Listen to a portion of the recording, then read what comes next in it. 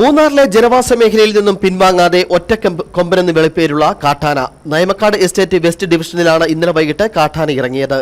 ലയങ്ങൾക്കരികിൽ വരെയെത്തിയ കാട്ടുകൊമ്പൻ ഏറെ സമയം നിലയുറപ്പിച്ച ശേഷമാണ് പിൻവാങ്ങിയത്. പകൽ സമയത്ത് പോലും കാട്ടാനകൾ ജനവാസ മേഖലകളിൽ ഇറങ്ങുന്നത് ആളുകളിൽ ആശങ്ക ഉയർത്തുന്നു.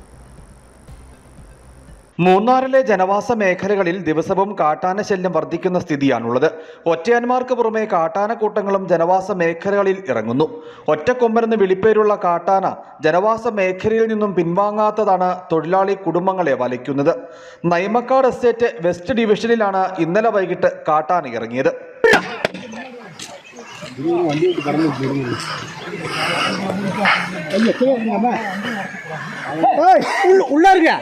சொன்ன கேட்கணும் சும்மா வெளியில் ஒழிச்சு பார்க்குறாங்க.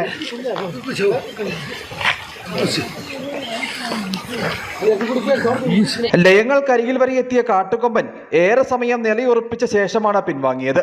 പ്രദേശവാസികൾ ബഹളമുണ്ടാക്കിയെങ്കിലും കാട്ടാന പിൻവാങ്ങാൻ തയ്യാറായില്ല. നാട്ടുകാർ വിവരമറിയിച്ചതിനെ തുടർന്ന് RRT സംഘമെത്തി കാട്ടാനയെ തുരത്തി ഓടിച്ചു. റോഡിൽ നിർത്തിയിട്ടിരുന്ന ജീപ്പ്, ഓട്ടോറിക്ഷ എന്നിവയുടെ അരികിലൂടെ നടന്നു നീങ്ങിയെങ്കിലും കാട്ടാന അതിക്രമത്തിന് മുതിരാത്തത് ആശ്വാസമായി.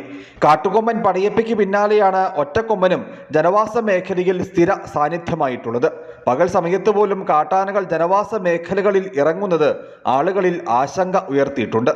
News bureau, Adimali.